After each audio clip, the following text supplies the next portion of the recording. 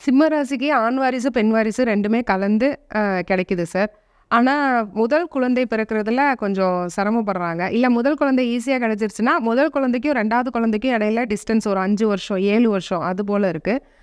குழந்தை மேல ரொம்ப பாசமா இருப்பாங்க. சிம்மத்தோட குழந்தைகள் 4 பேருக்கு அட்வைஸ் பண்ற மாதிரி வரும். பெரிய புரொஃபசர், பெரிய அட்வொகேட் அது மாதிரி நல்ல வெல் எஜுகேட்டட் குழந்தையா சிம்ம ராசிக்காரவங்களுக்கு பொறக்கிற குழந்தைங்க, பிறப்பிலேயே ஒரு குவாலிட்டியோட பொறப்பாங்க.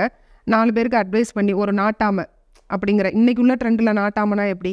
நல்ல ஒரு கைடு அவரு, நல்ல ஒரு ப்ரொஃபசர், ஒரு பிஹெச்டி லெவல் ப்ரொஃபசர் அது மாதிரி சிம்மத்தோட குழந்தைங்க நல்லா வளர்ந்து வந்துடுறாங்க. குழந்தை பேர்லாம் ஒன்றும் குறை இல்லாமல். ஏன்னா அவன் வந்து காலபுருஷன் தத்துவத்துக்கே வந்து 5ஆம் இடம் சிம்மம். ஸோ குழந்தை பாக்கியத்துக்குலாம் ஒரு குறையும் சிம்மத்துக்கு வராது, நல்லாயிருக்கும். ஒரு சில ஸ்டேஜுக்கு அப்புறம் ஒன்று படிப்புக்காகவோ இல்லை வேலைக்காகவோ குழந்தை பிரிஞ்சு வெளிநாடு போயிடுது, வெளிமாநிலம் போயிடுது, கொஞ்சம் குழந்தையால் மன கஷ்டத்தில் இருக்கேன், என்னுடைய ப்ராப்பர்ட்டி எல்லாம் குழந்தைய வளர்க்குறதுக்காக வித்துட்டேன்னு சொல்கிற சிம்ம ராசிக்காரவங்க அதிகம். அவங்க அப்பாவுடைய ப்ராப்பர்ட்டியை தான் பிள்ளையை வளர்க்குறதுக்காக படிக்க வைக்கிறதுக்கு, படிப்புக்கு, வேலைக்குன்னு வித்துடுறாங்க. தாத்தா ப்ராப்பர்ட்டியை விற்று பேரனுக்கு படிக்க வைக்கிறாங்க. அதனால அந்த பூர்வ புண்ணியம் கொஞ்சம் கெட்டு போயிடுது சிம்ம ராசிக்கு.